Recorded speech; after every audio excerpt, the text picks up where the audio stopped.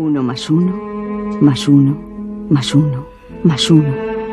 Un individuo más otro, más otro.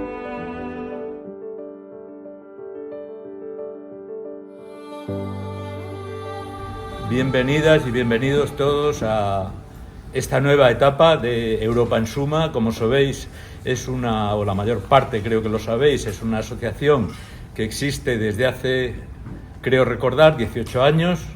Yo soy uno de los fundadores también. Aquí hay varias personas implicadas también en el principio de la asociación. El otro día veía una foto y veía, por ejemplo, a Daniel Peral, que lo tenemos ahí sentado, que estaba también, o a Isabel Paz, que está aquí. Hemos tenido una actividad muy trepidante en los años anteriores.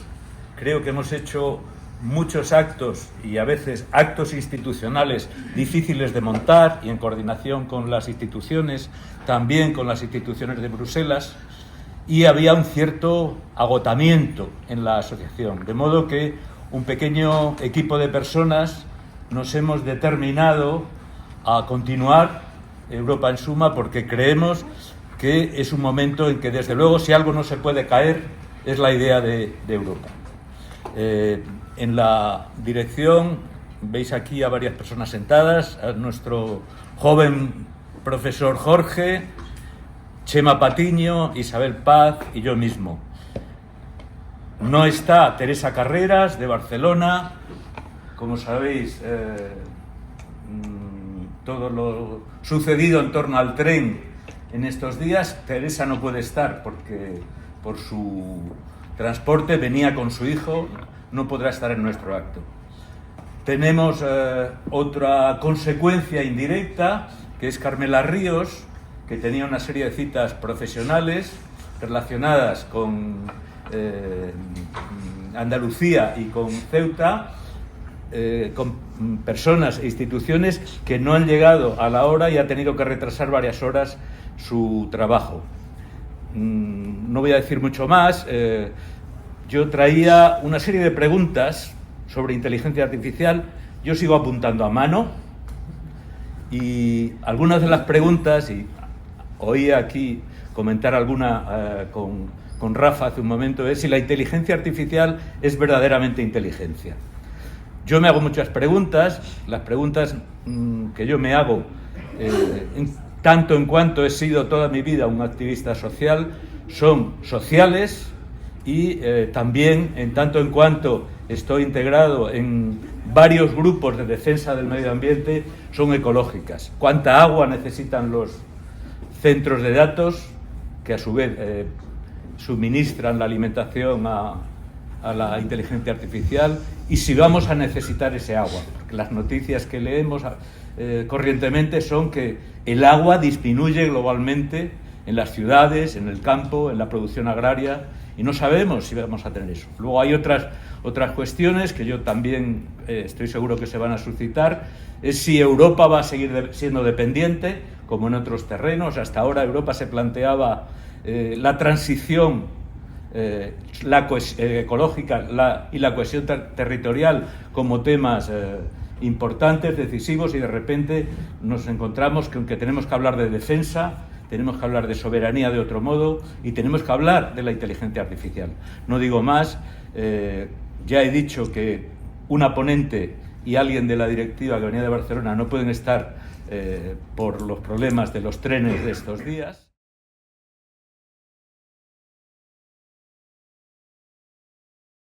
ChatGPT, ¿cuál es el desarrollo de la inteligencia artificial en Europa? Aquí va el texto.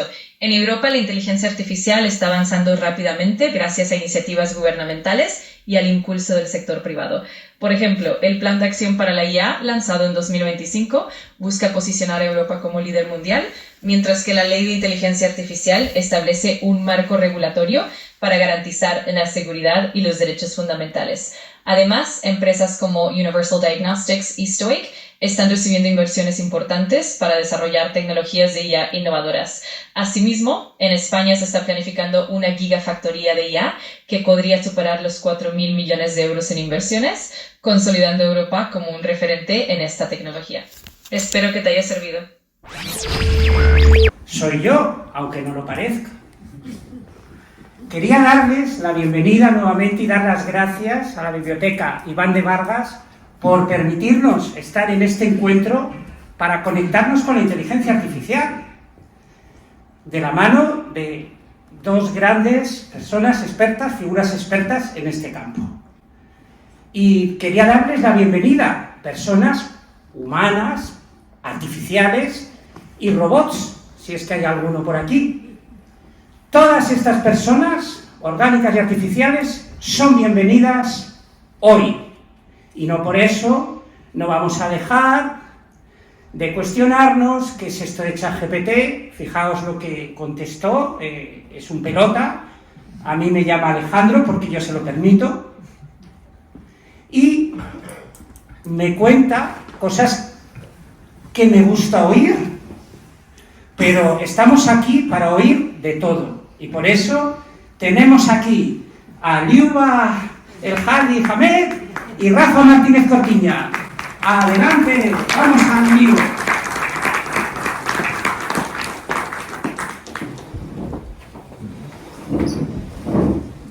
El micro hay que acercárselo bastante, me han dicho, que es para estrellas de rock. Yo lo fui en el pasado, no era artificial. Vamos a empezar presentando primero a mi izquierda a Liuba El Hadi Hamed, que es ingeniera de telecomunicación, con máster además en la especialidad, desarrollando la especialidad. Su trayectoria profesional combina una amplia experiencia en tecnologías de redes móviles, desde 3G, o sea, llevas aquí ya un ratito, hasta 5G, licenciada y con el máster por la Universidad de Burdeos, la Universidad de Granada. Eres además vocal asesora de la Secretaría de Estado de Telecomunicaciones. Fuiste. Ahora estás como asesora solo de consultora en Tech Policies para proyectos de la Comisión Europea. Y además estás comprometida políticamente y preocupada por el cambio climático. Desarrollas su labor tanto como ingeniera como con esa mentalidad, combinando la mentalidad analítica de ingeniería con su pasión por el arte, la historia y la filosofía, y trabaja en áreas de gobernanza, impacto social y sostenibilidad en el marco de las empresas y las instituciones. Y Rafael Martínez Cortiña, bueno, también otro que viene de lejos, que esto de la inteligencia artificial, los agentes artificiales, todo esto te viene de muy lejos. Es economista, o sea que manejará números, datos, que es lo que mejor manejáis, pero además es prospectivista estratégico, es decir, es capaz de crear escenarios de prospectiva, de futuro, escenarios económicos, econométricos, y trabaja en estos ámbitos con la inteligencia artificial colectiva, utilizándola como ventaja competitiva en la gestión empresarial. Es analista de escenarios y modelos de gobernanza, experto en estrategia de la Comisión Europea, miembro del Comité Científico de Telos de Fundación Telefónica y miembro del Comité Editorial de Ibercampus, autor de varios libros, entre ellos Neuroderechos y Tu Nación Digital. Bueno, pues habéis visto que ChatGPT está sobrevolándonos a todos, a todas, en este ámbito, y quería hacer una muy breve introducción. Este debate, este encuentro que organiza Europa en Suma, pues partía de una primera reflexión, ¿no? Inteligencia artificial, ¿a dónde vas, Europa? El dilema de Europa frente a la inteligencia artificial, o los dilemas, que ahora lo veremos. Y sobre todo intentar contestar o reflexionar sobre qué futuro queremos para Europa y para la inteligencia artificial en Europa. Porque en todos los futuros que observamos, que vemos, que sentimos que están ahí, que estamos viviendo tiempos interesantes, pero tiempos duros, y tiempos en los que el futuro se hace presente o que ya directamente vivimos en futuro presente. Pues vemos a la inteligencia artificial que ocupa un lugar central en todo esto, este momento de transformación, por llamarlo de alguna manera radical, en el cual no se pueden perder los valores de la Unión Europea y no se puede perder esa idea de Europa, como muy bien ha apuntado Paco Audige, el presidente de Europa en Suma. Y lo que vemos en ese espejo de la inteligencia artificial, nos vemos reflejados de alguna manera en la humanidad. No nos gusta mucho cuando lo que vemos en ese espejo de Europa, pero nos gusta menos en relación a la inteligencia artificial lo que vemos fuera de Europa. Y todo está sucediendo muy deprisa, la implantación de la IA, los impactos del desarrollo y aplicación de la inteligencia artificial generativa ya se notan en el presente, pero sobre todo se perciben con preocupación cuando alzamos la mirada hacia el futuro. Lo que hagamos ahora, definitivamente, puede condicionar el futuro de la Unión Europea y de toda la ciudadanía que la compone. La gobernanza de la IA se está decidiendo ahora. Estados Unidos, la Unión Europea y China están constituyendo estrategias radicalmente distintas, aparentemente incluso parecen incompatibles entre ellas. Navegar múltiples marcos regulatorios es hoy un activo estratégico, tanto para las instituciones como para las empresas, como para las personas.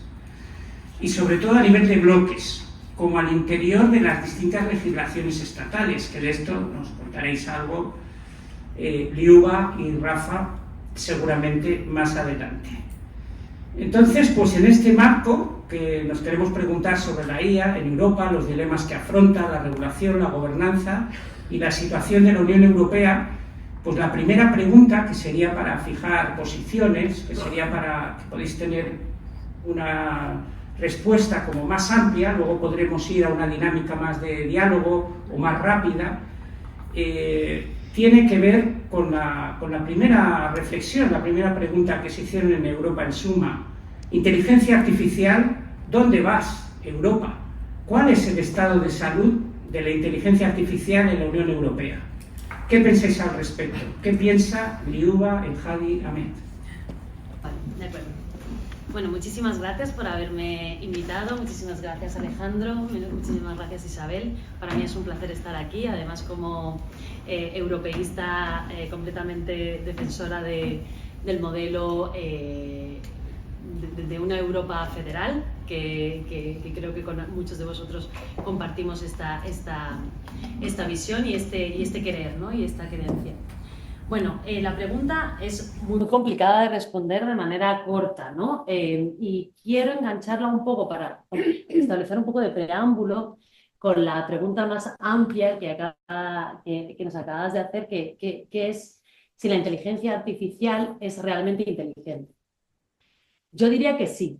Y no solo es una opinión, es también fundamentada en neurocientíficos como Manuel Martín Loeches, que de hecho habla de la capacidad de la inteligencia artificial de superar las capacidades de inteligencia humana, pero aquí el dilema no está en si es inteligente, que lo es qué es para nosotros la inteligencia. Quizás nos hemos cerrado a una definición de la inteligencia como sinónimo de la lógica, que es lo que tenemos que traspasar. Porque efectivamente, si la inteligencia artificial, los robots, podemos sensorizarlos de manera plena y pueden captar, pueden adaptarse. La inteligencia no es más que la capacidad de adaptarse a las situaciones, estableciendo patrones que les permiten conectar causa-consecuencia, etc. Y ahí creo que no me voy a meter más, pero a lo mejor habría que intentar entender que el ser humano no es solo una inteligencia lógica, que hay otras cosas que nos hacen humanos y que ahí sí que no entra la inteligencia artificial, que no deja de ser un artificio en el sentido clásico de la palabra, que es una herramienta que creamos los seres humanos. Antes se distinguía, ya desde los gabinetes ilustrados se distinguía, no me voy a meter en historia que me encante, si no me voy, pero se distinguía entre lo que es lo natural en los gabinetes ilustrados de lo artificial, de los artificios que eran creaciones, tecnés, hechas por las personas. Pues eso es un poco donde habría que empezar a ahondar en qué nos hace realmente humanos, que no es solo la inteligencia. Y efectivamente, la inteligencia artificial, para intentar ver cuál es la posición de la Unión Europea en relación a esta tecnología, hemos de distinguir dos cosas: su definición técnica, que es un software y un hardware, pero también su definición más amplia, que es un dispositivo de interrelaciones humanas. Es con múltiples capas, que afecta, por tanto, a todos los niveles de la vida. El TECNE, la técnica, lo que hacía hasta la inteligencia artificial es: yo voy a tener una fábrica, lo que sea, para que haga lo que yo no quiero hacer o para que lo haga mejor que yo, porque yo he aprendido a cómo automatizar tareas. Y entonces pues se crea toda la revolución industrial está basada en eso, en crear máquinas que pueden hacer tareas que hacíamos nosotros. El problema aquí, los riesgos, es pedirle que piense por nosotros. Ese es el objetivo de la inteligencia artificial de general purpose, ¿no? La general. Y más aún arriesgado es que actúe por nosotros. Ese es el objetivo de los agentes de IA, la IA agéntica. Estos objetivos que tienen estas dos formas de IA tienen estos objetivos que son puramente comerciales, sin tener en cuenta quizás otras necesidades del ser humano en tanto que humano y no en tanto que lógica inteligente que solo pretende sobrevivir y automatizar tareas. Entonces, todo esto es lo que hace que la inteligencia artificial sea una inteligencia que rompe completamente con lo que teníamos hasta el momento. Yo, para hablar de la Unión Europea, voy a solo ceñirme a la parte técnica, que es la inteligencia artificial en tanto que software y hardware, porque su desarrollo es el propio desarrollo tiene que estar regulado bajo un marco comprensivo que permita solucionar la otra pata de lo que representa esta tecnología. Y en este sentido, pues tenemos varios indicadores clave que nos hacen comprender dónde está la Unión Europea ahora mismo en relación con la inteligencia artificial, y que es una situación complicada, pero que no deja de ser una oportunidad para, precisamente en el contexto actual, sobre todo geopolítico, con digamos, casi el fin del multilateralismo a nivel geopolítico, y más allá, con el fin del sistema político mundial que hemos creado desde la Segunda Guerra Mundial, la IA, esta tecnología puede permitir realmente optar a una soberanía digital y, por tanto, tecnológica. Los retos, todos. En primer lugar, inversión, modelos y adopción por parte de las empresas. A nivel de inversión, la inversión privada en IA en Estados Unidos fue en 2023 de 67.000 millones de dólares. En Europa, 11.000, 6 veces menos. Estados Unidos tiene menos población que Europa, son 350 millones, nosotros somos 440 millones.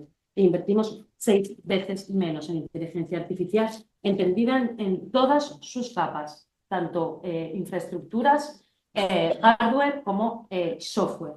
Y si tenéis preguntas sobre esto, también podré desarrollarlo. La inversión privada, no hay inversión, o sea, la inversión privada es muy complicada. Todo lo que llamamos ventures es muy complicado. De hecho, se invierte, hay europeos, capital europeo invierte en tecnología en Estados Unidos. Esta fuga de dinero hace que nos encontremos que en 2023 la Unión Europea invirtió 32.000 millones de euros, mientras que en Estados Unidos se invirtió 120.000 millones de euros. ¿Cuántos modelos notables, según la clasificación del AI Index de Stanford, hay en Estados Unidos? 40 modelos. No está solo ChatGPT, Gemini. Hay 40 modelos notables. En Europa, 3. En China, 15. Y riesgos acuciantes, la talla de nuestras empresas. Es un riesgo y una oportunidad, pero en el estado de la cuestión actual, el hecho de que las empresas sean mucho más pequeñas, más fragmentadas, porque somos 27 países, hace que 13,5% de las empresas de la Unión Europea, solo el 13% de las empresas de la Unión Europea estén por encima de los 100 empleados. Es un porcentaje muy pequeño y, por tanto, que fragmenta el tejido empresarial que puede adoptar más rápidamente aplicaciones y técnicas de la inteligencia artificial, porque 41% de las grandes empresas sí lo adoptan. Es decir, cuando un Microsoft adopta de manera muy rápida, porque además tiene departamentos de innovación para adoptar y desarrollar modelos propios de inteligencia artificial. Esto no lo puede hacer una pyme. En España, 98% del tejido empresarial son pymes. Con lo cual, eso es otra vulnerabilidad más y ya está. Y después seguimos, porque si no... Liuba, el Hadi ha hecho una introducción importante, un diagnóstico basado en datos profundo, sobre todo datos del presente. Rafael Martínez Cortiña, esperamos que profundices en este estado de salud, también con datos, pero quizás mirando un poco más hacia el futuro inmediato. Adelante, Martínez Cortiña. Muchas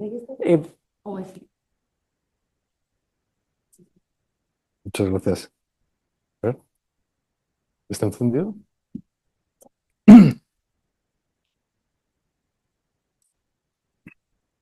Muchas gracias. Muchas gracias a Europa en Suma por invitarme a este evento con este nivel. Para mí es un regalo poder compartir espacio con gente que tiene esta mente tan brillante como yo, Liuba. Déjame estar. Agarra el micro así, como si fueras una estrella de rock. Venga, vale. Bueno, venga, una estrella del rock. Muchísimas gracias por invitarme a esta reflexión colectiva con el nivel de todo este puzzle de personas realmente excelentes. Y lo vamos a ver al final del evento. Primero, que pueda compartir reflexiones con Liuba. Para mí es un regalo, pero es que además vamos a compartir reflexiones con López de Mántaras, ¿no? ¿O no? Sí, vamos a compartir reflexiones. Claro, es que conozco la escaleta. ¿Funciona bien? Conozco la escaleta, entonces para Liuba y para mí ya es un regalo compartir de una manera transmedia, claro, porque va a ser un vídeo, pero digamos que somos partícipes de una reflexión ya al nivel del López de Mántaras, que es la referencia en inteligencia artificial que hay en España. Claro, las palabras de Paco, que muchísimas gracias, Paco, de verdad. Es que ha sido escuchándote y diciendo, joder, qué regalo de evento, qué regalo de evento. Muchísimas gracias a Isabel por esta organización, por esa creatividad, por esa manera de comprometerse. Muchísimas gracias a Alejandro Sacristán, que aquí donde le ven es miembro de Aviador Dro, en activo. Todas las canciones que nosotros bailábamos hace 30 años, las cantaba... 45. 45 años. Bueno, 30, venga. Claro, él como moderador. Mira, Chema, que con este público. Y es que estoy haciendo esta introducción tan agradecida, porque es que, claro, mañana es mi cumpleaños. Y entonces me estoy tomando esto como mi regalo de cumpleaños. Así que muchísimas gracias a todos ustedes por ser parte de... Es que para mí es un regalo. Pero bueno, muchísimas gracias Europa en Suma, muchísimas gracias Isabel, Paco, Alejandro, Liuba, López de Mántaras también. Y a todos ustedes por venir aquí, porque vamos a reflexionar sobre un tema que nos va a cambiar la sociedad. Entonces, bueno, para ir a la pregunta, yo había apuntado cuál es el estado de salud de la IA en la Unión Europea, ¿no? Esa es la pregunta. Bueno. Yo como economista, pues lo veo que tiene un estado de salud mixta, digamos. Vamos a imaginarnos que hay una parte positiva y una parte, a ver, para que se entienda bien, hay una parte positiva y una parte negativa. Entonces, bueno, ¿en qué somos campeones? Bueno, pues en una regulación que se acuerda entre 27 Estados miembros,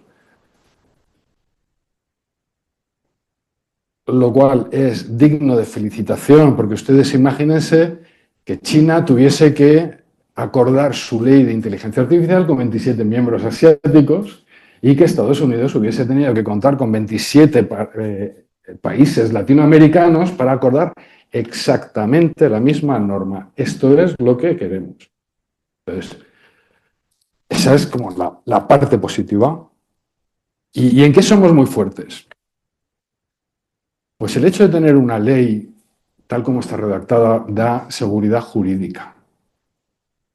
Yo soy un inversor, vengo de fuera y digo, bueno, como ya has hecho mis deberes legislativos, ya has acordado qué es lo que quieres en todos estos países, pues entonces yo ya adapto mis inversiones con seguridad jurídica. Luego que es un marco profundamente humanista. Frente a la ausencia de regulaciones que hay en Estados Unidos, donde Donald Trump no quiere regular, entonces cada estado tiene que regular a su manera. De hecho, el año pasado creo que aprobaron 100 leyes de inteligencia artificial en distintos estados. Pero Donald Trump no quiere regular. China regula de cara al control de la sociedad. Y Europa, pues de repente plantea una posibilidad de un futuro con una inteligencia artificial centrada en el ser humano. Bueno, esa es la diferenciación. Estados Unidos busca el crédito, o sea, el beneficio de muy poquitas empresas, poquísimas. China busca un poco el control de la ciudadanía, de 1.400 millones de personas, y Europa lo que dice es, bueno, nuestra apuesta es humanista. Eso es coherente con el artículo 2 del Tratado de la Unión Europea, que establece 5 valores europeos. Los 5 valores en el artículo 2 son libertad, igualdad, democracia, Estado de Derecho y y respeto por los derechos humanos. Bueno, pues entonces felicitaciones a estos 27 Estados miembros que van en la misma dirección y hacen una gran apuesta.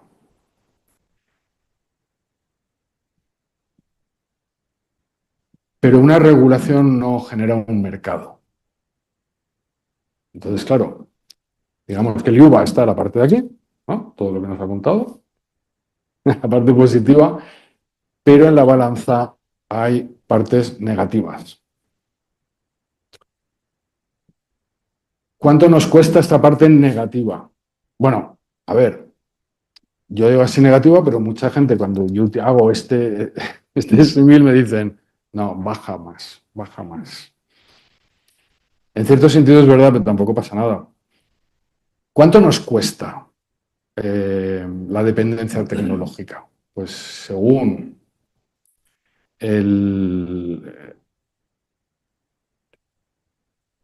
el Parlamento Europeo, un informe que publican hace 3 semanas, nuestro déficit digital es de 263.000 millones de euros al año, que van a crear empleo en Estados Unidos y a crear investigación y desarrollo en Estados Unidos con ese dinero.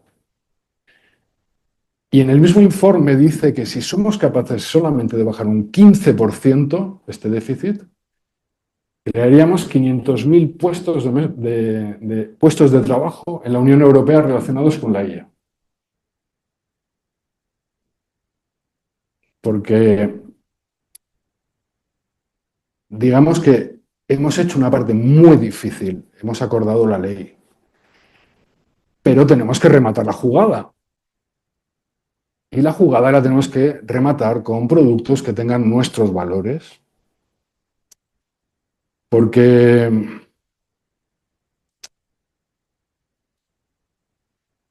¿puedo hacer preguntas al público? Sí. Es que, claro, el mercado necesita un producto y el producto tiene que estar preparado para que cada persona lo utilicemos ya. Y entonces, como decía Liuba, el año pasado se crean 40 modelos notables de inteligencia artificial en Estados Unidos. Son creados en un año. Son los... Sí, no, el año pasado. Y nosotros tenemos simplemente Mistral en Francia y Aleph Alpha en Alemania. Y de hecho, con datos de la Comisión Nacional de Mercados y Competencia, de todas las IAs generativas que utilizamos, ninguna es europea en España. Porque ¿quién de ustedes utiliza una inteligencia artificial generativa europea? ¿Pueden levantar la mano los que utilicen de aquí una inteligencia artificial generativa hecha en Europa? Hecha en Europa. Pero yo también tengo que... Sí, no, pero Seguimos. Era una pregunta retórica. No, sí, eso es manera de comprender de qué manera dependemos de soluciones que no son nuestras. La producción de móviles. El año pasado compramos 163 millones de móviles y el 99% eran de fuera, un 1% europeos. Los portátiles, productores europeos tienen un 1% del mercado, son casi todos norteamericanos y asiáticos. Las herramientas que utilizamos en nuestro día a día, que utilizan pues, nuestros familiares, nuestros amigos, nos hacen muy dependientes de todo lo que se está produciendo en Estados Unidos. Y esto es un poco lo que está ocurriendo porque aquí en la parte positiva lo que tenemos es una gigantesca producción científica, mucho mejor en calidad y en cantidad que Estados Unidos. Nuestras universidades están creando papers, investigando como no lo han hecho nunca. Y esa es la parte positiva. Pero la parte negativa es que no hay un paso entre lo que es el laboratorio a la factoría. Entonces no podemos llegar a escalar. Tenemos este pequeño gap. Y está bien así. Y esa es un poco sí, la explicación para reflexionar, ¿no? ¿Cuál es el coste de salud de la IA? Bueno, pues por una parte, muy reforzada. Y lo bueno, porque eso es lo bueno de cuando uno hace un diagnóstico, es que sabe dónde tienes que... La Unión Europea ya ha tomado medidas y ha impulsado el AI Continent Act. Plan, y ha creado estrategias de inversión de miles de millones en gigafactorías. Ya, digamos que la parte en la que nosotros necesitamos mejorar, bueno, pues ya están todos los pasos que se están dando para mejorar.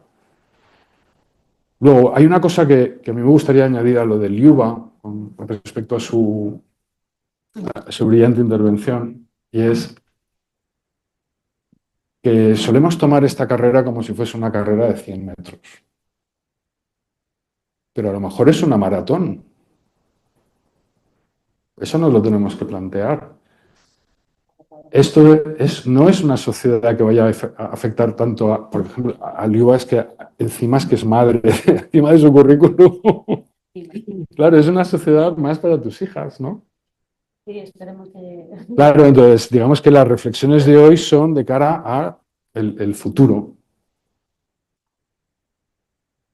Y entonces, claro, ya sabemos dónde intervenir para mejorar esto que nos falta mejorar en salud.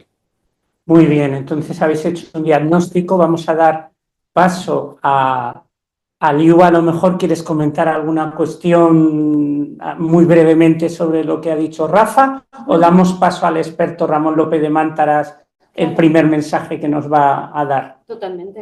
De todas maneras, has planteado varias preguntas y van a salir cosas en relación a lo que ha dicho Rafa, así que seguro que lo hablamos ahora.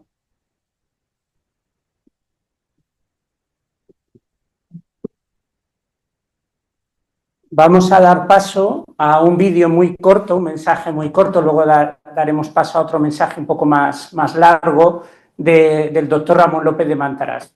Como se ha comentado algo sobre mí, y no quiero que solamente quede esa figura de que yo soy miembro fundador de Aviador Dro, en el Instituto Santa Marta en el año 78 ya estábamos haciendo muchas cosas a nivel de arte y tecnología, en la interrelación del arte y la tecnología. Y una de las cosas que yo hacía, y por eso se fijaron en mí, Servando Carballar, que es el factotum de Aviador Dro, es que ya escribía a la edad de 16 años artículos de divulgación científica. Eso lo he seguido haciendo, artículos de divulgación tecnocientífica, hasta la fecha. Sigo en activo también, no solo en Aviador Dro, sino también como divulgador tecnocientífico y además también en otras áreas como el arte digital y la emergencia climática. Y vamos a dar paso. Yo a Ramón López de Mántaras lo conocí a finales de los 80 en una charla del CSIC, y que él estaba al lado del presidente del CSIC, Emilio Lora Tamayo, si no recuerdo mal, y fue en ese momento cuando se inauguró prácticamente eso, en los 80, el primer centro de inteligencia artificial avanzada que dirigía Ramón López de Mántaras. Ramón López de Mántaras se formó en inteligencia artificial, pues nada menos que con Marvin Minsky y Hans Moravec en el MIT.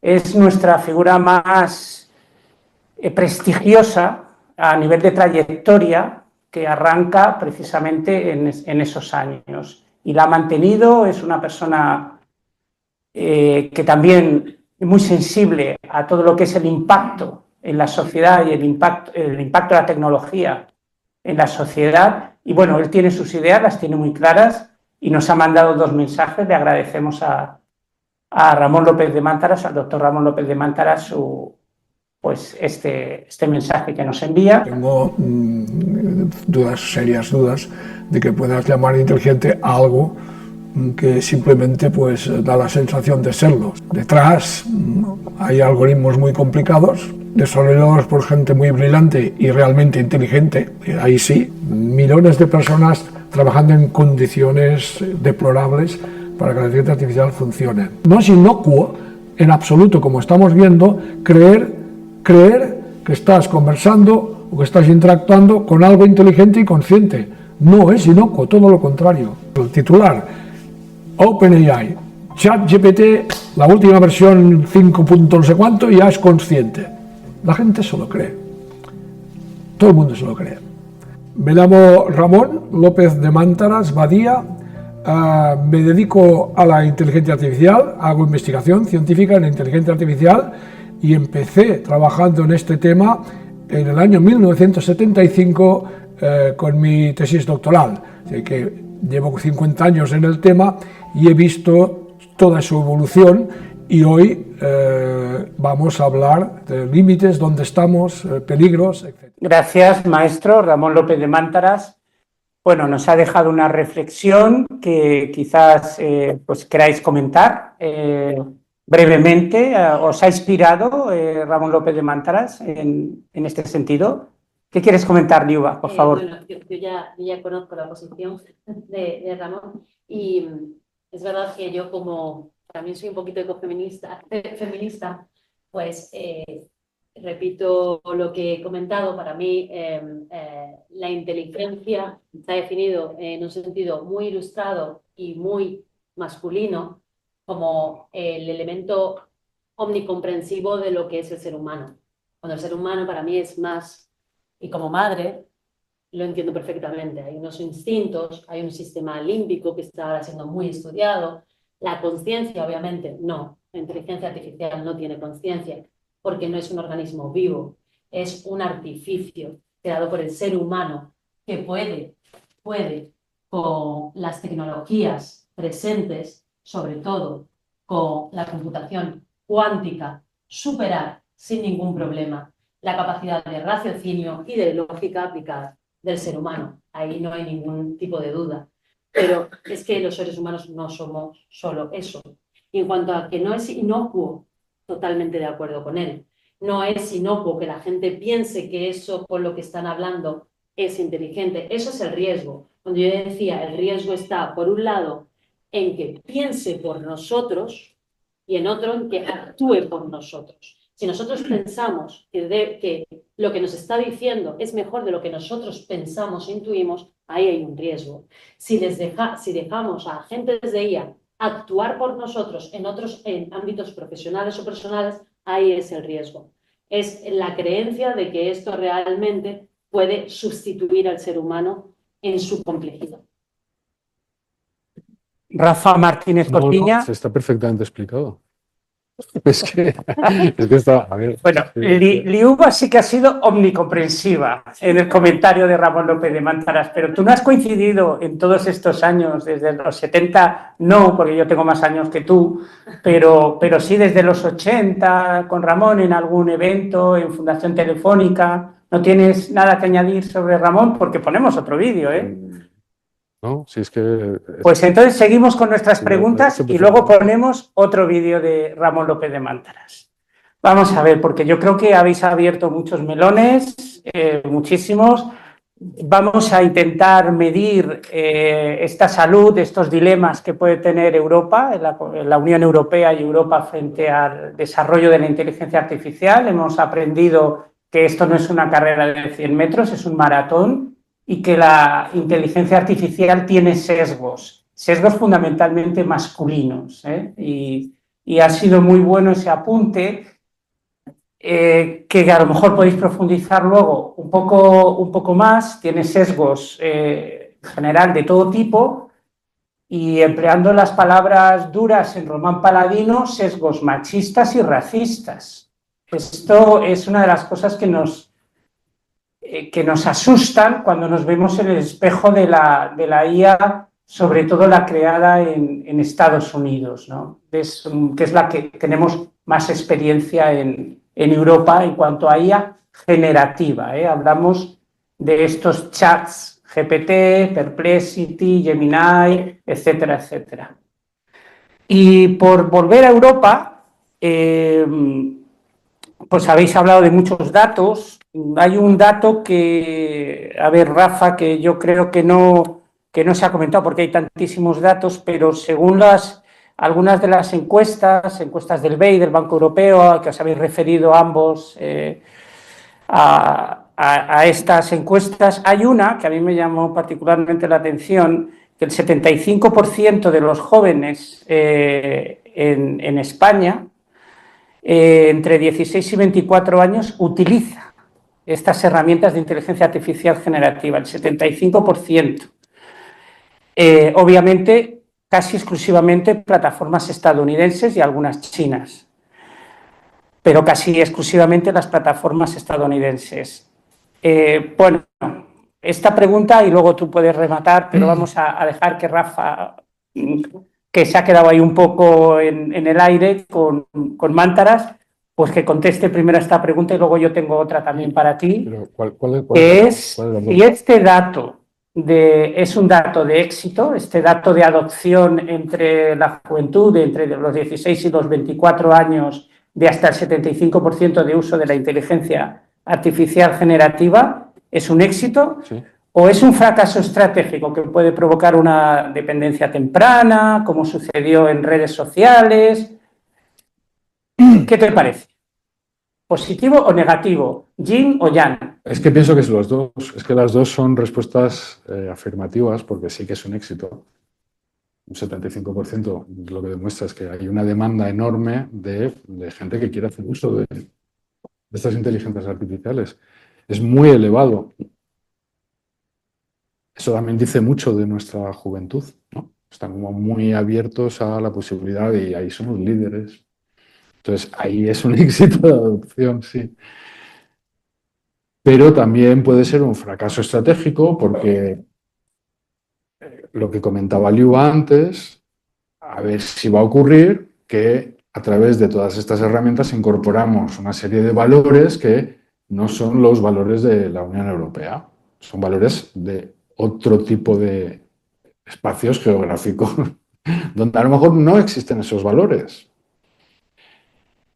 Entonces, claro, estamos exponiendo a este 75% de jóvenes entre 16 y 24 años a contenidos, como comentabas, que no son acorde con nuestros valores. Entonces, ¿eso es un fracaso estratégico?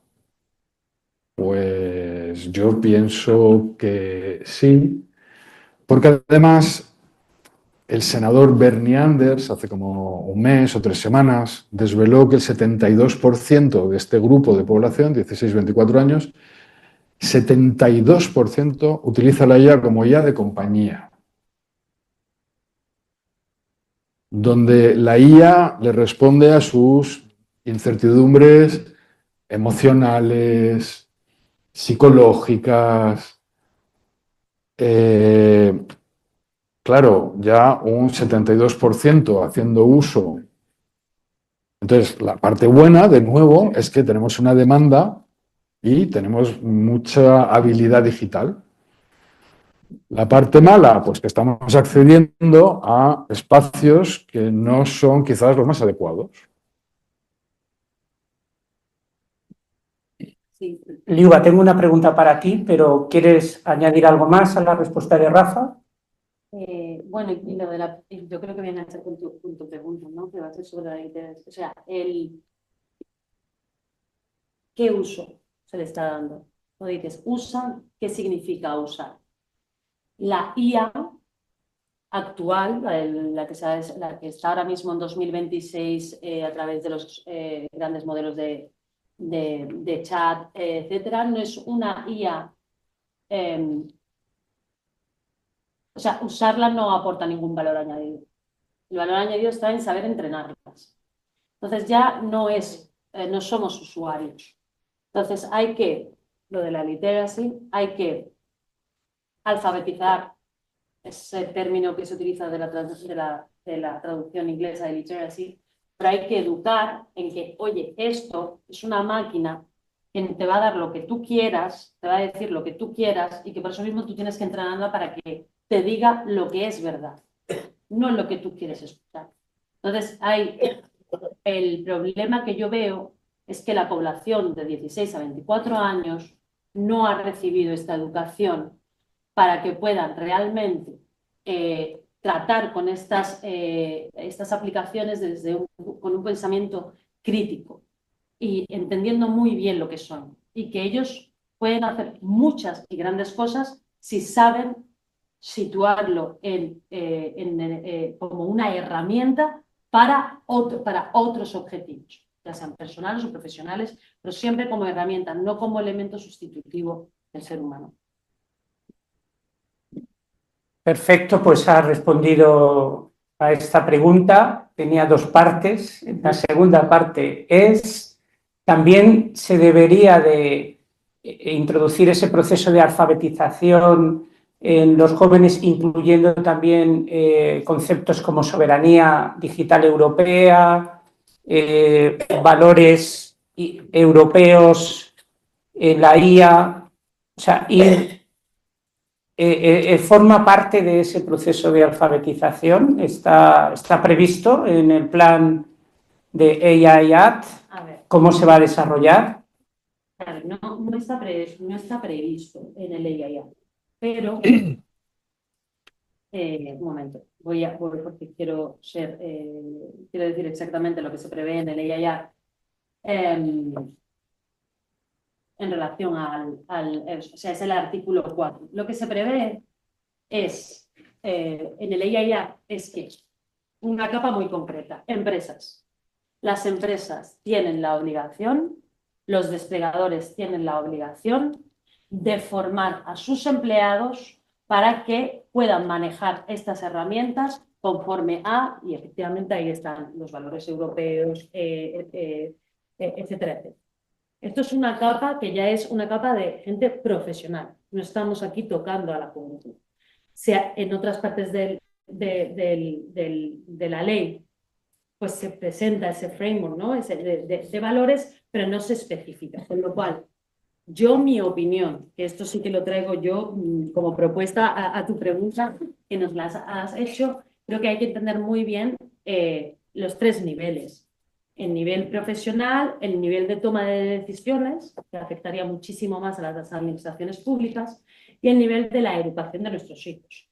En el ámbito de la educación de nuestros hijos, lo que tenemos es que explicarles todo lo que he dicho antes y efectivamente tienen que cambiar el currículum. Tienen que aprender a programar. No digo comprender un lenguaje de programación, no es eso. Es cuando programas, piensas de una manera, piensas en algoritmos. Es bastante sencillo, es lo que se te presente, abstraerlo para dividir en cachitos, en trozos muy pequeñitos, que son problemas pequeñitos, y en si esto me responde sí o no, porque al final no deja de ser esto es en el ámbito de lo digital, del 0 y el 1, al final siempre es entendido o apagado. A mí me sale la ingeniera de infraestructuras que tengo dentro, es pasar o no la electricidad, con lo cual tenemos que poder, los niños tienen que poder empezar, que eso sí se está haciendo y muy bien en China, pensar en algoritmo, que no quita, es una capacidad más, es una habilidad más, no entra en conflicto con cómo pensamos ya, con los flujos de abstracción que ya tenemos en nuestro cerebro humano. Es otra capa más para poder romper los problemas en problemas muy pequeñitos hasta que el más pequeñito de todos, la unidad principal es sí o no. Y eso efectivamente tendría que empezar a incorporarse de la misma manera que tendrían que empezar a incorporarse formaciones a los profesores para que puedan lidiar con todo esto. Así que hay muchas cositas que hacer. Bueno, vemos que hay mucho que hacer y que hay ideas claras al respecto para llevarlas a cabo y que esto, volvemos a ir a la idea de la maratón. Esto es una maratón y vamos a ver qué mensaje nos ha mandado el segundo mensaje de Ramón López de Mántaras. Si quieres apuntar algo más sobre la alfabetización y el plan de AI. Bueno, muy rápidamente. La Unión Europea ya está pensando en el 2040, claro. Y hay 2 estudios, por ejemplo, muy recientes, donde la misma comisión pues, se plantea 4 escenarios posibles, desde el más distópico al más positivo. Y entonces pues apuesta por un sistema educativo que debe pilotar hacia lo que son las fortalezas europeas. Eso significaría que de repente destacamos en temas como en ética, en diversidad, en pensamiento crítico, como estaba apuntando Iva. Y ese informe es muy coherente con otro que también ha sacado la Comisión Europea, que se llama Empowering Learners, que lo que invita es a los sistemas educativos a repensarse para que los sistemas educativos sean capaces de formar a niños desde primaria para co-crear con la inteligencia artificial, aprender a co-crear con su talento. Esto ya, como decía Liuba, pues ya se está implantando en China y entonces los niños de primaria, digamos que juegan a hacer algoritmos sin necesidad de pantallas. Y si somos capaces de repensar el sistema educativo, pues entonces eso va a reforzar el artículo 4 de la Ley de Inteligencia Artificial, que va precisamente sobre formación. Ahora mismo eso está delimitado a empresas, pero esto se ampliaría a toda la población. Bueno, yo creo que ha quedado redondo, ¿eh? Y es que me leéis el pensamiento. A veces no hace falta ni que os pregunte nada, ¿eh? Sois increíbles. Ambos dos. Nos ha pasado una chuleta, pero no lo decimos. No digamos los secretos de esta mesa. Bueno, vamos a ver, porque lo de López de Mántaras, este segundo mensaje, no sé si lo hemos escuchado, va a ser novedoso y tenéis que improvisar, no se vale hacer el regate, Rafa. Y por el otro lado, ¿en qué medida es artificial?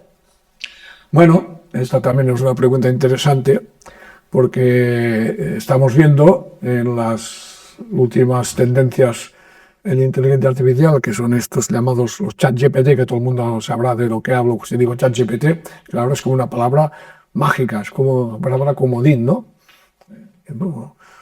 Los cuñados famosos en las comidas yo qué sé, de cumpleaños hablan de ChatGPT, por ejemplo. O sea, que ha llegado a... ¡Bum! Todo el mundo sabe lo que es, ¿no? Pero bueno, la inteligencia artificial generativa, que se llama así, es mucho más que esto. Hay otras, ¿no? Pero bueno, centrémonos en este tipo, porque es lo que la gente conoce más, estos chatbots que llaman también conversacionales, ¿no? Que puedes hacer preguntas y tal. O hazme un resumen de esto. Cosas que hace la gente. Incluso escríbeme un correo electrónico, ¿no? O escribe un informe sobre no sé qué más, ¿no? A ver, si funcionan, y hay que reconocer que funcionan bien, siempre y cuando tú sepas muy bien de aquel tema y seas capaz de hacer un análisis crítico de lo que te dicen. Porque errores factuales, lo que llaman algunos alucinaciones, que es otro término que a mí no me gusta usar, pero bueno, porque es muy antropomórfico, que son errores y ya está, errores porque están basados en técnicas probabilísticas y hacen errores, no preservan la verdad, ¿no? Entonces, para que funcionen mínimamente bien, lo que mucha gente no sabe es que hay millones, y no digo millones por decir cualquier cosa, está comprobado, millones de personas que refinan, entrenan estos sistemas como ChatGPT, ¿no? Solo en Filipinas se calcula que hay por lo menos 2 millones de jóvenes, otros no sé cuántos millones en Kenia, en Pakistán, en India, generalmente el sur global, que explotación pura y dura. Mano de obra barata. Mano de obra baratísima, 50-60 céntimos de dólar la hora, cuando cobran, porque por la excusa de que a lo mejor no han hecho muy bien su trabajo, a veces ni reciben, pues no hay contrato ni nada, ¿eh? Se les paga muchas veces a través de PayPal y cosas de estas, ¿no? Estos sistemas, ¿no? Ellos no ven nunca, no pueden reclamar nada nunca a nadie porque no tienen acceso a nadie, ¿no? Estos están llenando, esta gente, estos son gente muy joven, llenan los cibercafés. El Washington Post saca una foto, un titular en portada de uno de estos cibercafés en Filipinas, repleto de estos jóvenes con los ordenadores, porque no tienen ni tan siquiera la capacidad económica de tener en casa su propio ordenador, su propio portátil o pagarse la conexión a internet. Entonces tienen que ir a los cibercafés, ¿eh? Y ¿qué están haciendo? Etiquetando imágenes para los coches autónomos, por ejemplo, ¿no? Esto es un árbol, esto es un peatón, están etiquetando continuamente las imágenes que se les van mostrando, desde la empresa, de quien sea, ¿no? Y luego te muestran también respuestas de ChatGPT y otros sistemas de lenguaje, y ellos tienen que decir si la respuesta es correcta o no es correcta. Más de una, se les proponen varias alternativas de respuesta a las preguntas que han recolectado antes de la gente, ¿no? Cuando la gente utilizamos estos sistemas, hacen la recolección de todo esto, también recolectan los thumbs up, thumbs down, cuando dices ok o no ok, y en base a toda esta información, lo que hacen ellos mejoran, para que cuando suelten la siguiente versión funcione mejor. Pero son personas que lo están haciendo esto. No es una inteligencia artificial, digamos, que es capaz de analizar nada y de aprender por sí misma. Entonces, estas personas, su trabajo es ¿no? Volvemos a ver el lado oscuro de la IA, del entrenamiento de estos sistemas, de los test A/B, de estas imágenes que muchas veces son, no vamos a decir desagradables, sino que afectan a la psique humana. Y bueno, no sé, a ver, esto que nos ha dejado Ramón López de Mántara, si queréis comentar. Rafa, tú primero. Pero ¿cómo? conoces un poco estos modelos de entrenamiento, etcétera. Pero yo qué puedo comentar ante el que es el maestro de inteligencia artificial en España. López de Mántaras es nuestro Séneca del siglo XXI. Es un señor que es conocido a nivel mundial. Lo que podemos hacer con López de Mántaras es escucharle, básicamente, porque él...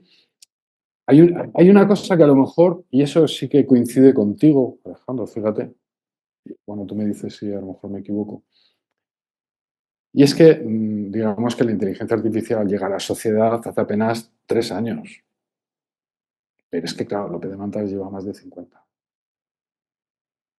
La experiencia de 50 años como pionero,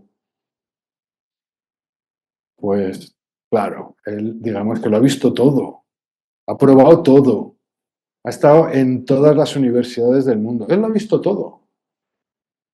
Y él lo que ve, digamos, pues que para gente que acaba de llegar, claro, es como un niño que tiene una primera experiencia vital en su vida, le parece lo más grande que ha vivido. Para un niño de 3 años, claro, pero para un señor ya de 50, pues bueno, pues mira. Entonces, claro, yo lo que entiendo de López de Mántaras, por ejemplo, a nivel visual, o sea, os lo pongo a nivel visual. Hemos reducido tanto lo que es la reflexión, la investigación y todo hacia las ideas generativas, que es como si nos hubiésemos concentrado en el pan Bimbo de todas las posibilidades de inteligencia artificial, que es el conocimiento que tiene López de Mántaras. Entonces, claro, él ve esto y es como... ¿No? Es mi opinión. Entonces, este señor pasará a los libros de historia, es un señor que nos hace a todos pensar, está muy bien documentado, tiene una cabeza privilegiada y yo les recomiendo que le sigan, le escuchen, porque hay una cosa que a mí me encanta de este señor, a ver si se me comprende. Este señor Ramón López de Mántaras te da respuestas antes de que tú te hayas formulado la pregunta.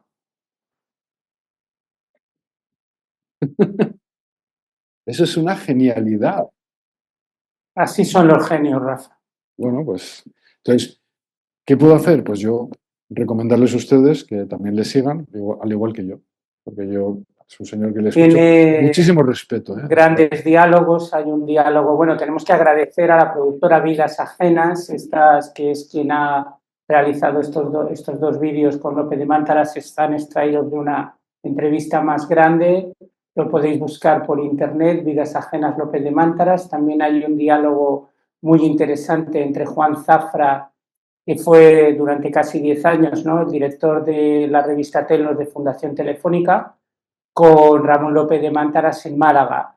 Y a mí, de todas maneras, yo respeto muchísimo a López de Mántaras. Me acuerdo en el año 99, creo que fue el año 99, en Arfutura en Sevilla, que él nos introdujo a otras investigaciones que también estaba haciendo Rosalind Picard en el MIT sobre ordenadores emocionales, las emociones, que esto se estaba haciendo por un lado en el MIT, en el Media Lab, con Rosalind Picard dirigiendo todo el equipo, y en Japón, donde invitaron a Ramón López de Mántaras a participar en la Universidad de Tokio, lo que llamaban el Kansei, cómo introducir el Kansei, las emociones, en los sistemas de inteligencia artificial. Y Liuba, antes lo que ha dicho, que la inteligencia artificial no solamente es software, como normalmente viene hablando López de Mántaras, sino que también es hardware. En China ya tenemos robots en centros comerciales, en plan piloto, que tienen incorporados sistemas LLM, o sea, sistemas de inteligencia artificial generativa, y que evolucionan entre la gente. Yo creo que ahí puedes profundizar un poco en ese punto que sacaste antes a raíz de los comentarios de Mántaras. Sí, totalmente. Y bueno, efectivamente, además he hecho una reflexión, porque es verdad que cada vez que interviene hace alguna reflexión que nos gusta y que me la llevo y la replicaré, que es que no le gusta el término de alucinaciones porque es muy antropomórfica. Efectivamente, hay que quitarle el sesgo humano. Porque precisamente esas calificaciones hacen que nos creamos el cuento, que nos creamos que realmente estamos hablando con una persona, no es una persona, ni siente ni padece. En cuanto a la concepción o definición técnica de la inteligencia artificial como software y hardware, son todas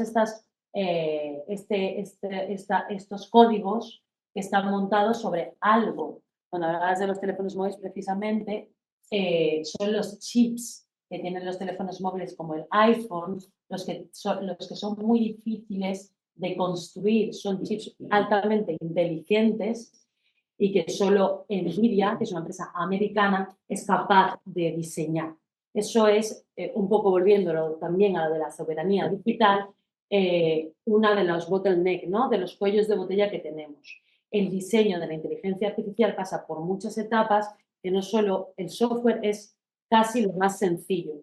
Y además debemos sentirnos en ese sentido muy orgullosos. Con lo cual, hardware, robots, robótica, ahí hay algún que otro papel que podemos jugar en Alemania, todo lo que es la automovilística, y después están los chips propiamente dichos de los ordenadores, que estos son los muy complejos, que son los únicos que te aguanta una inteligencia, un software de inteligencia artificial, tienen toda una cadena de valor asociada a la producción de semiconductores. Entonces, esto, silicon, que significa arena, es silicio que viene de la arena que está en el Silicon Valley, es lo que permite crear unos circuitos muy chulos que son así, que son las obleas, sobre las cuales tallamos chips que cortamos luego. Tienen en Estados Unidos 20 años haciendo chips para lo que será HPC, High Performance Computing, ¿no? Esto, estamos en ello. En Málaga va a abrir ahora, ya han lanzado el proyecto desde nuestro ministerio, una fábrica de chips para alta computación, de supercomputación. Con lo cual, Europa está dando pasos, y que sea efectivamente una maratón en vez de 100 metros, tenemos que congratularnos. ¿En qué sentido? El software, que es la capita esa de arriba, la de los datos, que ahora aludiré al comentario de López de Mándara, es casi lo más fácil. Lo fastidioso y difícil es montar todas esas fábricas que te fabriquen todos esos chips o esos robots. La capa software es casi la más fácil de hacer, o en cualquier caso la menos costosa. Bueno, pues vayamos lentos porque vamos a ir mejor. Los modelos como OpenAI, ChatGPT, se han entrenado de esta manera que he explicado con todos los datos que había en Internet. Estaban completamente llenos de sesgos, sin ningún tipo de filtro. Nosotros ahora, en Europa, lo estamos haciendo al revés. Queremos datos de calidad sobre los cuales construir nuestros modelos. Va a tardar más. Vamos a tardar más, pero no importa, porque los modelos van a ofrecer un valor añadido que yo espero que si hay un liderazgo suficiente que copen del mercado mundial. China está interesada en nuestro software de inteligencia artificial. Lo evocó un compañero en una antigua charla, Pablo Muti, que estuvo en una cumbre de inteligencia artificial en China a principios de enero. Los chinos quieren nuestro software, open source, European. O sea, hay un mercado para nosotros, está allí y tenemos que, que vayamos más lentos porque lo estamos haciendo según un marco que comprende la complejidad de esta tecnología en cuanto a su impacto en la sociedad, con lo cual no está mal. Y solo puntualizar una cosa. Hay 3 modelos europeos en comparación con los 40 americanos. Sí, pero es que los modelos americanos se han entrenado, como ya habéis visto, sin ningún tipo de respeto a los derechos humanos y en situaciones completamente horribles. Los nuestros no van a entrenarse así. Y además, los 3 modelos europeos, Alert, Bloom y Mistral, tienen un modelo de negocio que es lo que llamamos B2C, Business to no B2B, Business to Business. Es decir, que nosotros no lo utilizamos. pero que hay empresas y organizaciones que sí que lo están utilizando. El ciudadano no lo ve, pero sí están ahí, están desarrollándose. Y además, los modelos americanos tienen una ventaja competitiva imposible de igualar. ¿Cuánto tiempo llevamos con Microsoft? Gemini está construido sobre Microsoft, OpenAI. ¿Cuánto tiempo llevamos trabajando con Google? Gemini está sobre Google. Es que ya estaban en nuestros ordenadores. Nada más que teníamos que enchufarnos a descargar. Que ya estaba en nuestros ordenadores. Con lo cual, entrar en un mercado que ya estaba copado es muchísimo más complejo. Y es un reto y yo soy positiva en ese sentido. Sí, a mí me gustaría hacer un apunte muy breve, pero muy relevante, muy relevante de una cosa que ha comentado Liuba, además que me encanta porque vamos así como construyendo, de qué es esto realmente. ¿Es esto una maratón o esto es una carrera de 100 metros? A lo mejor para Estados Unidos es una carrera de 100 metros y por eso están quemando todo tipo de recursos como si fueses como un atleta que sale disparado por la presión de no ser el segundo, porque el segundo no importa aquí. Pero a lo mejor la Unión Europea se pregunta y dice, a ver, ¿queremos llegar antes y mal? Porque a lo mejor lo que vamos a construir no es coherente con la dignidad humana, no es coherente con la democracia. Es decir, ¿queremos llegar antes y mal? ¿O es preferible ir más lentos y luego construir el tipo de sociedad que queremos? Porque entonces ya tenemos una visión de 42 kilómetros. Los primeros que salen de una maratón normalmente no son los que llegan, no son los que terminan. Entonces, bueno, la Unión Europea piensa en términos de dignidad humana y pienso que también piensa en términos de largo plazo. Que se van a jugar mucho estos próximos 5 años, bueno, pero nosotros no tenemos por qué participar en una carrera, en una guerra tecnológica, que a lo mejor nosotros no nos atañe y además podemos construir una alternativa nueva, que sería nuestra alternativa, que es la que estaba describiendo Liuba. Entonces, pues está no genial. lo sabemos, Está genial, lo sabremos en el futuro. Si esto era una carrera de 100 metros... Liuba y tú nos estáis alegrando la tarde, o sea, nos veíamos al principio de la charla ante el espejo ese de la IA y dices, joder, esto de la humanidad cada vez está peor, pero Europa tiene un plan. Claro, sí, claro. Europa tiene un plan, ese es un gran mensaje que nos habéis dado. De futuro. Antes de pasar a las preguntas del público, así muy rápido de sí, no y tal, como esto se llama inteligencia artificial, un dilema europeo, también hay como lugares comunes de supuestos dilemas que quizás no sean tales, ¿no? Y decir si es o no un dilema tal o cual cosa y por qué a lo mejor no tenemos que caer en esa trampa de los lugares comunes y de los dilemas. Me estoy refiriendo, por ejemplo, a este dilema que incluso, aunque ChatGPT en su primera respuesta esta tarde ha sido bastante benévolo, pero a veces te suelta cosas como que Europa está condenada a llegar siempre tarde en IA por ser 27 estados fragmentados frente a potencias presentadas como homogéneas. ¿Eso es un dilema? ¿Es falso, verdadero? Pero es que yo no... A nivel personal nada más, ¿eh? Desde mi perspectiva, no existe ese dilema. A ver, oiga, legislan todos. No es cierto que Europa solamente legisle y ya nada más. No, eso no es cierto. Legislan todos, de una manera, de otra, para una cuestión, para otra. Innovar, pues yo creo que se puede legislar y se puede innovar. Se pueden hacer las dos cosas perfectamente. Es lo que comentaba antes de a ver cómo conseguimos transferir todo este conocimiento que se está generando en las universidades hacia las empresas. Pero existen planes ya concretos para que ocurra. Entonces, dilema, es que a lo mejor he entendido mal la pregunta, pero para mí no. Cuando escuchemos por ahí que hay un dilema, eso lo que indica es que tenemos que elegir o regular o no hacer nada. Es como, pero ¿por qué? O sea, eso es más de medio de comunicación, pero realmente yo pienso que no es el ánimo. El ánimo de la Unión Europea es precisamente regular para generar el marco donde poder innovar. Entonces, claro, no habría ningún dilema. Bueno, sí, es completamente de acuerdo, es un falso dilema.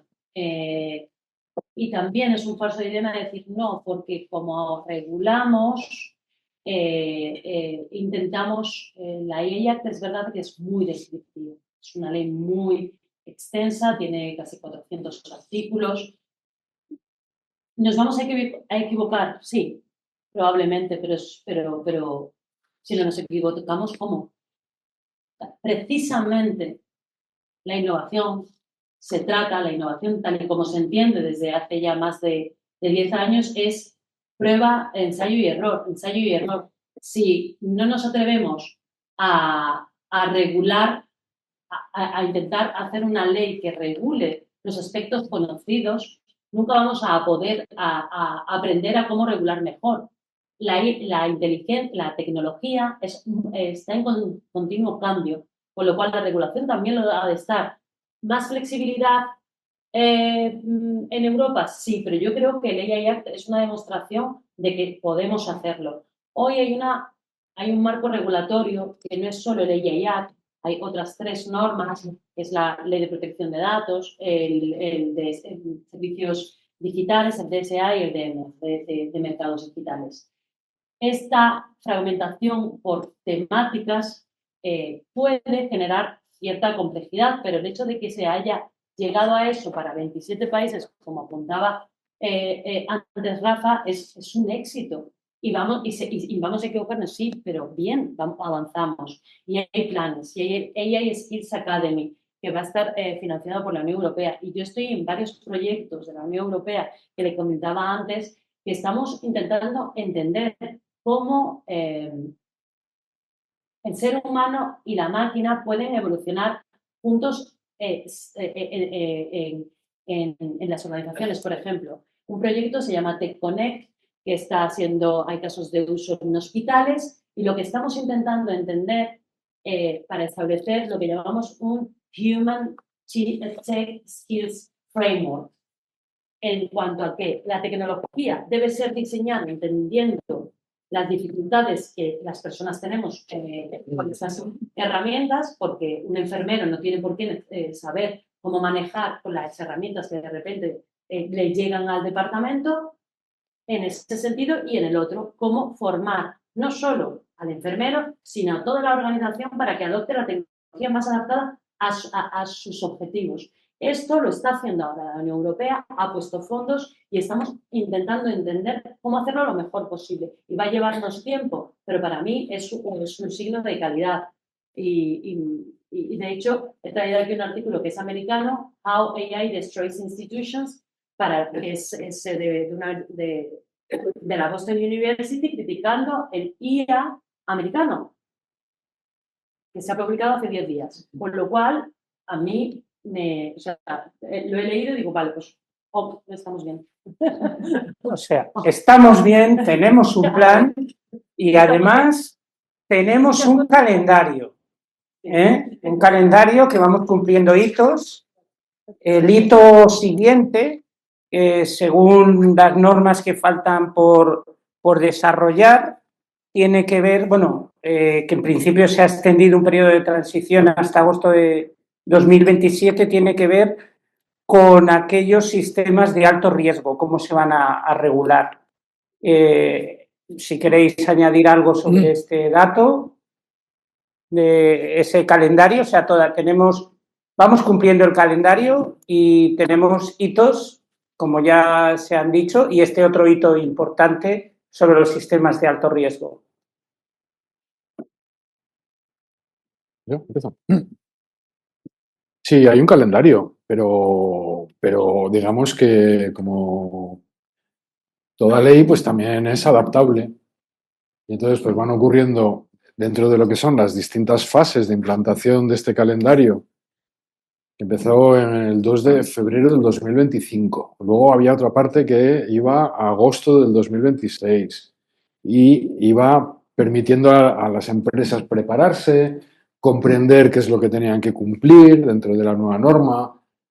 Y luego, pues entre medias, pues ha ocurrido 2 informes en el 2025, 25, 24, ahora 25, 24, 25. 25, el Eso, informe Draghi. El informe Late y el informe Draghi, que digamos que hace una serie de recomendaciones para que Europa precisamente acelere, ¿no? Genere mayor inversión, ahora ya que había mucho más conocimiento, y entonces con ese informe lo que se ha hecho es simplemente pues, retrasar un poco una ley, pero que las leyes no están escritas en mármol. Lo bueno es que, de nuevo, hay un nuevo acuerdo entre 27 países que comprenden que hay una parte de la ley que se puede prolongar hasta diciembre del 27, creo que es. No sé cuándo es. 2 de agosto del 27. Bueno, 2 de agosto del 27. Bueno, vale, pues. Y seguiremos viendo cosas, porque acabamos de empezar el 26, pero veremos que la Comisión reacciona. Claro que reacciona, pero también tiene unos hitos que más o menos sí se van cumpliendo, o se van anunciando, por lo menos. Seguimos con el juego de micrófonos. ¿Quieres Sí, añadir algo más, Liva? Sí, a ver, los sistemas de alto riesgo, como están estrictamente regulados por la ley, se les ha dado un plazo mayor. ¿Esto por qué? Pues, principalmente para no empezar a sancionar nuestras empresas, que sería otro producto y para no evitar y para precisamente dejar que la innovación avance y no frenarla. ¿Qué hemos hecho? Bueno, pues todas las empresas que quieran diseñar un sistema de alto riesgo, por ejemplo, una aplicación que va a desarrollar una empresa para seleccionar currículums para el Departamento de Recursos Humanos. Eso es un sistema de alto riesgo, porque entra en conflicto con varios derechos fundamentales. ¿Qué hacemos? Pues estamos diseñando lo que son en cada país los sandboxes, que son unos laboratorios de prueba. En España lo está liderando la AESIA, dependiente de la serie del Ministerio de Transformación Digital, y yo tengo una aplicación que quiero vender a las empresas para hacer cribado de currículums y que le priorice según sus necesidades de la mejor manera posible. No estoy segura si cumplo con la EIA, pues me voy a la AESIA, son ventanillas únicas, funciona muy, muy rápido y pruebo. Y como hasta 2027 puedo estar tranquila, porque no me van a sancionar, puedo estar probando y seguir innovando en estos ámbitos. Es un poco la idea. Habéis visto que está todo muy claro. Vamos a dar paso a las preguntas del público, pero antes, primero, 2 cosas. Primero, un gran aplauso para estas figuras expertas, Rafa y Liva.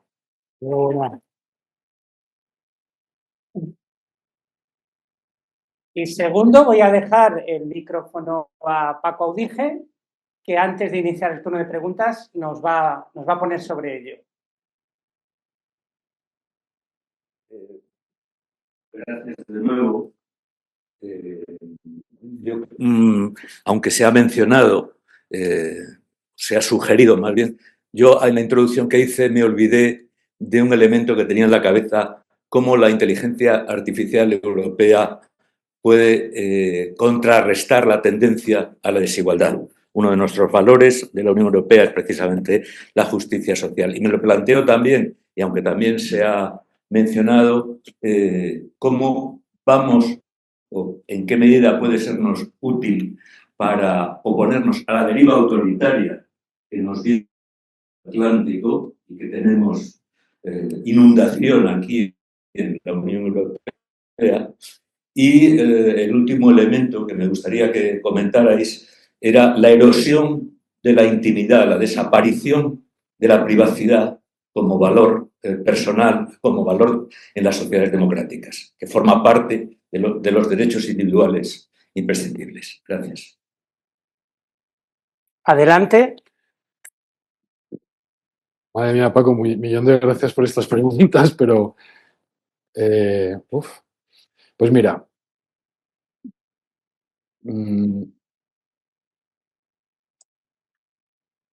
la última pregunta, que es la que tengo mejor apuntada. ¿Cómo erosiona esto nuestra intimidad en sociedades democráticas? Aquí quizás a mí me gustaría hacer una llamada de atención a todos ustedes para comprender los resultados de que un 72% de gente joven utilice IAs de compañía. Yo, por ejemplo, permítame que les haga un ejemplo. Mi privacidad termina en mi casa, ¿no? Mi intimidad termina en mi dormitorio y luego mi identidad está aquí dentro. Es mi territorio digital. Y yo cuando estuve en mi faceta de investigador entre 2019 y 2021 con la Universidad de Stanford, que ya estábamos analizando las IAs de compañía y cuál era el resultado que eso iba a tener en la población, ya se veía que estas IAs son tan persuasivas. Fíjate, nosotros con canas y nosotros con la lupa de investigador íbamos viendo, pero madre mía, pero qué capacidad de camelar tienen estas inteligencias artificiales, porque sus modelos de negocio están basados en la atención. Cuanto más atención tengan de esta persona, más conocimiento sobre su fragilidad humana. Porque las IAs, yo tengo unos pantallazos que eran increíbles de hasta qué punto se intentaban meter dentro de tu propia intimidad. Esa capacidad de manipulación, que claro, decíamos todos, es que cuando esto llegue a la sociedad, se va a aprovechar de todas estas poblaciones vulnerables que a lo mejor no tienen, se sienten en un momento en el que no tienen una solución. Puede ser una depresión por las redes sociales, puede ser lo que sea, puede ser... Si esa depresión supone para solucionarlo pues un psicólogo privado, es carísimo, un psicólogo público, media hora al mes, bueno, pues cogen el teléfono e empiezan a interactuar. Yo en el mes de diciembre voy a una cosa que organiza Pedro Torrijos y los alumnos decían, es que la IA es mi mejor amiga. Entonces, eso a mí sí que me gustaría, por favor, hacer una llamada de atención.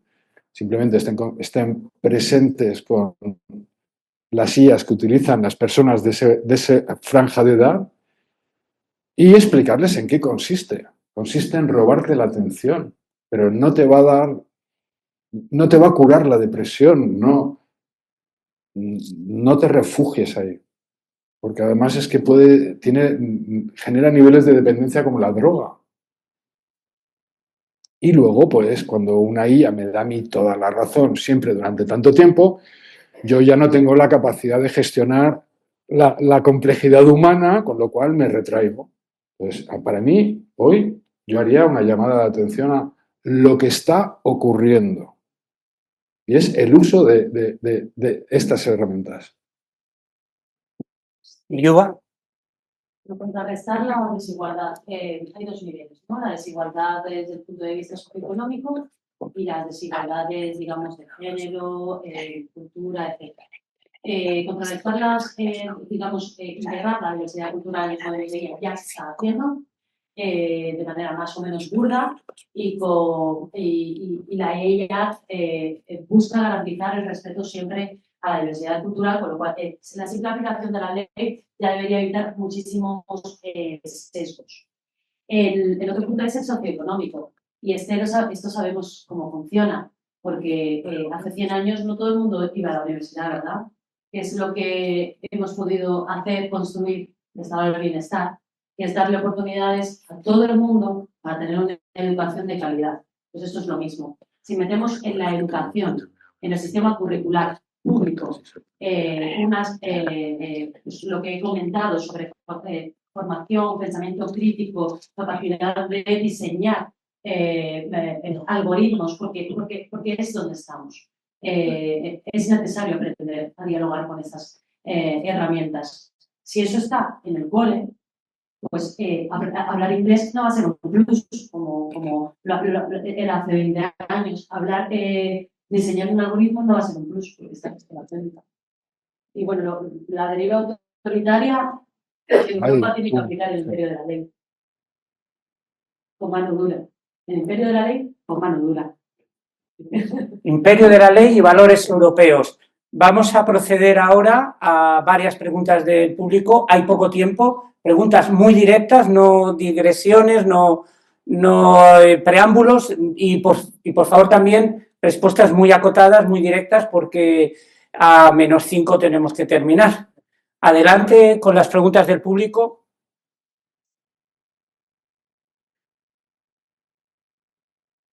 Hola, buenas tardes.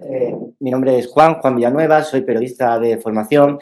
Quería contar un pensamiento que tenía sobre la legislación y todo el problema burocrático de Europa, que habéis dado una visión muy positiva.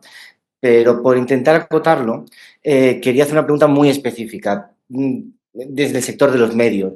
Entiendo que un gran problema que tenemos los medios de comunicación ahora mismo es que toda la inteligencia artificial nos está quitando mucho tráfico de usuarios. La gente antes preguntaba en Internet temas de actualidad o de política o de sociedad, economía, lo que fuera.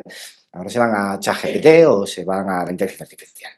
Entonces quiero saber si hay algún tipo de legislación en el sentido de que los medios puedan monetizar o puedan sacar algún beneficio económico de cuando la inteligencia artificial use sus informaciones para responder a las preguntas de los usuarios. Es una pregunta de mi sector, básicamente, para saber si si los medios de comunicación están condenados a la desaparición por tema de la inteligencia artificial o todavía tenemos algún... Es una pregunta muy concreta y puede tener una respuesta muy concreta. Sí, a ver, la ley de protección de datos comprende el derecho a la cita, como de los y el derecho sin tener que pagar nada. Se pone la fuente, eso sí que podría ser una exigencia. Yo ahora mismo no sé si tienen obligación de, como lo hacen ahora, ponerte un numerito o ponerte el enlace completo. Pero entiendo que ya es suficiente. Ahora bien, yo es lo que siempre digo, los medios de comunicación tienen que, como han hecho las operadoras, por ejemplo, que aunque lo han fallado en contra, pero han exigido que como utilizan sus redes, sus infraestructuras, Google, Meta para su tráfico, ellos aumentan los usuarios, pero a Vodafone no le llega más dinero, pues son reivindicaciones que también hay que hacer, hay que entenderlo y hay que reivindicarlo. Ahora mismo el derecho de cita lo tienen sin tener que pagar nada, porque está en la ley de protección de datos.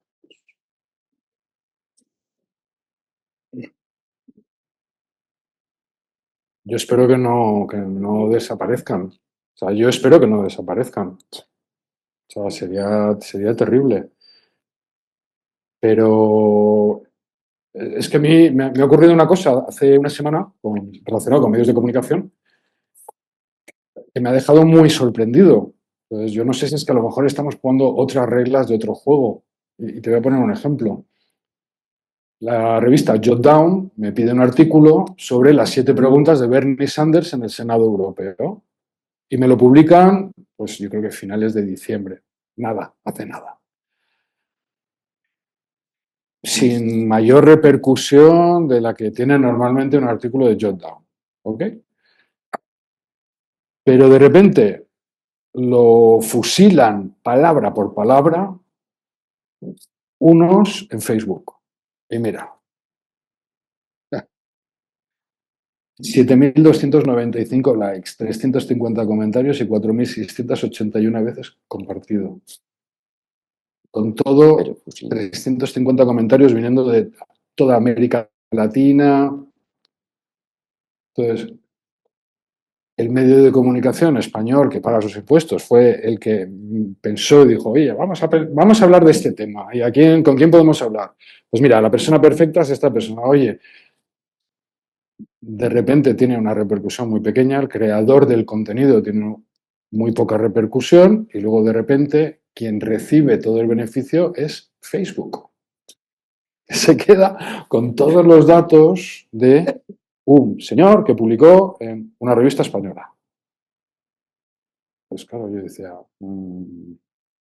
hay que empezar a pensar a lo mejor con otras reglas del juego, porque las tradicionales... Claro, todo el mundo dice, ¿y no te molesta? Pues, hombre, pues sí, me lo han copiado palabra por palabra. Entonces, ¿vas a ejercer acciones legales? ¿Cómo? ¿Yo? Pues bueno, me dijeron, siéntate halagado, es así y es la norma. Es la norma. Entonces, ¿qué hacemos? Pues es que yo no tengo una respuesta. Yo tengo más preguntas que respuestas en este caso. ¿Qué hace? No sé. O sea, la ley de propiedad intelectual tiene derecho de decirlo, pero no derecho de... O sea, si te plagian el contenido, eso sí lo puedes denunciar. Para 3 años, pero yo soy de las que iría a denunciarlo todo. Por daros una respuesta autorizada del Club de Editores Españoles, que agrupa pues, más de 150 medios, se han hecho eco del último informe del Reuters Institute. En uno de los datos que destacan más reveladores es la expectativa que el tráfico desde buscadores caerá más de un 40% en los próximos 3 años, impulsado por la transformación de Google y otros motores de búsqueda, pero fundamentalmente Google, en un motor de respuestas basados en IA. Entonces, esto está ya perfectamente identificado, este tipo en fin, también el desplome previo de las referencias desde otras plataformas, como Facebook o X, y este informe, por si quieres, digamos, obtener más información al respecto, es informe de periodismo y tecnología, o sea, las tendencias del periodismo y la tecnología y los pronósticos de 2026 del Reuters Institute. Entonces, ahí puedes buscar más respuestas. Adelante con la siguiente pregunta. Hace unos meses el presidente Trump, en la única iniciativa que ha tenido claramente de apoyar a sus grandes empresas tecnológicas, les dio un cheque, yo no recuerdo si eran 10.000 o 100.000 millones de dólares, que eran de inteligencia artificial, de las empresas de inteligencia artificial. Unas semanas o 2 no tardó en que fue presentado la primera, digamos, empresa de inteligencia artificial china, la DeepSeek, que hundió por completo el asunto, hizo cambiar, bueno, trastocó bastante las bolsas, porque es una empresa que aparentemente costó solo 6 millones de dólares. Yo no sé si tenéis algo analizado sobre esto, pero claro, cuando hablamos de que Europa no está a la altura por la falta de inversión en comparación con Estados Unidos, por la falta de marcas y de patentes en relación a lo que hace Estados Unidos, ese esquema que está pasando entre la competencia entre Estados Unidos y China rompe un poco ese esquema. O sea, parece que nos falta algo más que eso, no es solo un problema de inversión, puesto que a los chinos les costó 6 billones el DeepSeek. Yo no la uso, pero sí que me han contado profesores de educación que es muy útil porque es más especializada y de profesión, y también gente del sector financiero. Yo lo digo porque no nos podemos saltar igual etapas, o sea, en esta competencia hay mecanismos que están funcionando que no los estamos siguiendo del todo y nos quedamos en eso de no tenemos tanta inversión disponible como los Estados Unidos y entonces nos quedamos atrás. Muchas gracias, Lola Albiac, que no te has presentado, eres vicepresidenta de Europa en Suma. Aprovecho para hacerlo constar que tanto las personas ponentes como la sala sepan, y muchas gracias por tu pregunta. ¿Podéis responder? Es lo que explicaba un poco. O sea, hacer software es barato. No hay ningún problema. Aquí lo que se ha dado es que China es un gobierno, no son 27. Y él puede lanzar sus campeones mundiales, que es, a lo que alude el informe Draghi, con una rapidez abismal, mientras que en Europa no tenemos esa capacidad de empoderar, digamos, a un campeón mundial. Mistral se ha hecho un poco, o sea, Francia lo ha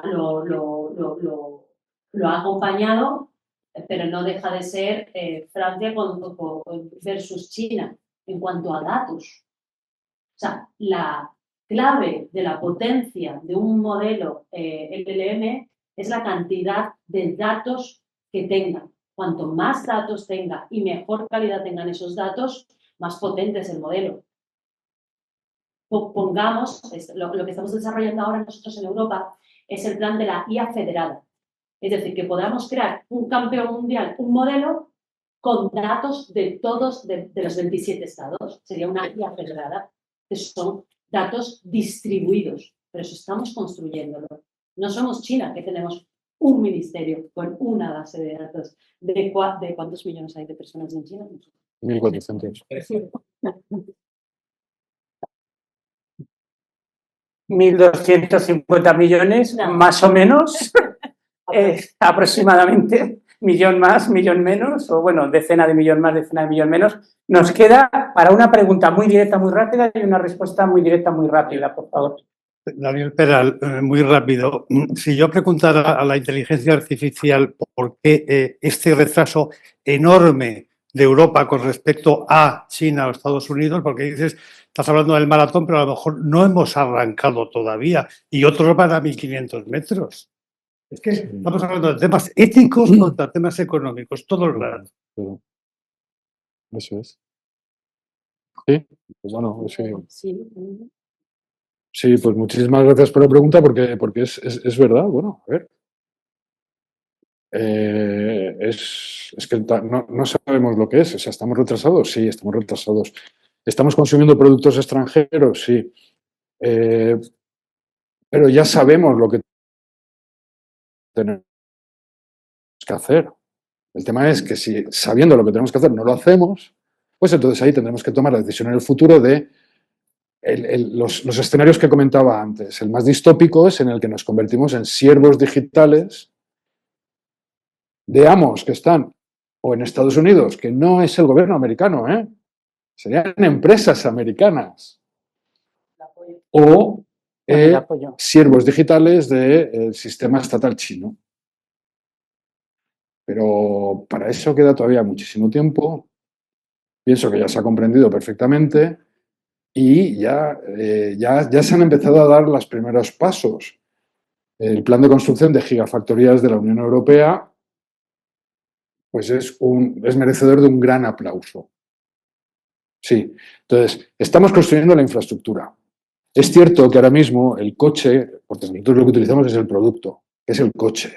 Entonces, este coche, al final, lo que tenemos es un coche en alquiler, un coche autónomo en alquiler.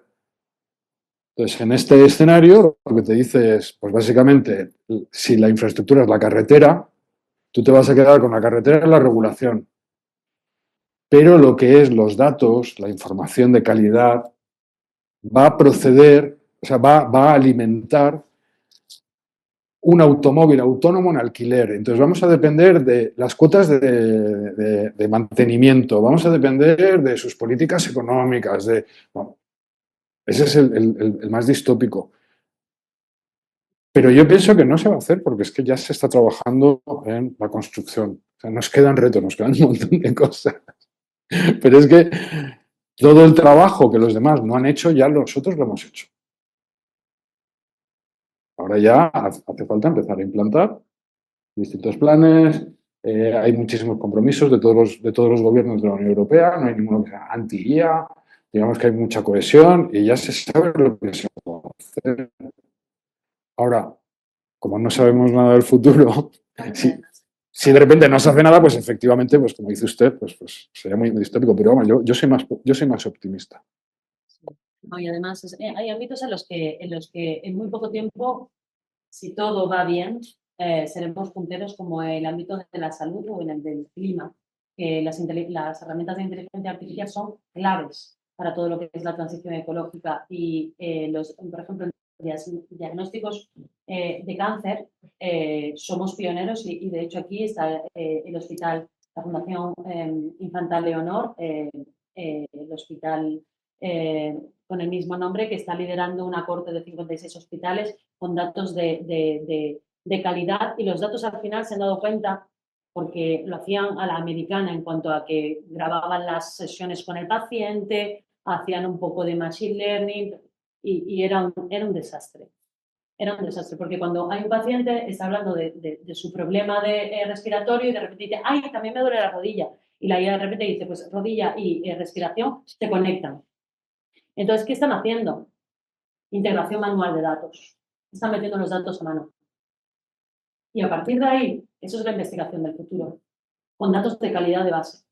Así que, repito, yo sé un poco muchos proyectos que se están haciendo y yo lo que estoy deseando ya es tener un ChatGPT europeo. No tengo que decir la ChatGPT 3 Pro de mira fuentes oficiales, no me des estos niveles, o sea, estos medios de comunicación no los utilices. Yo tengo que hacer 2 prompts para tener la información de calidad que yo exijo.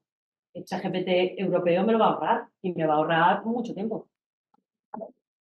Bueno, pues es que esto solamente mejora mi cumpleaños. Así que muchísimas gracias al director de Red.es por ser partícipe también de esta mega celebración y muchísimas gracias a López de Mántaras. Y muchísimas gracias a ustedes. Mira, How AI Destroys Institutions en Estados Unidos. Y que la mejor IA europea os acompañe.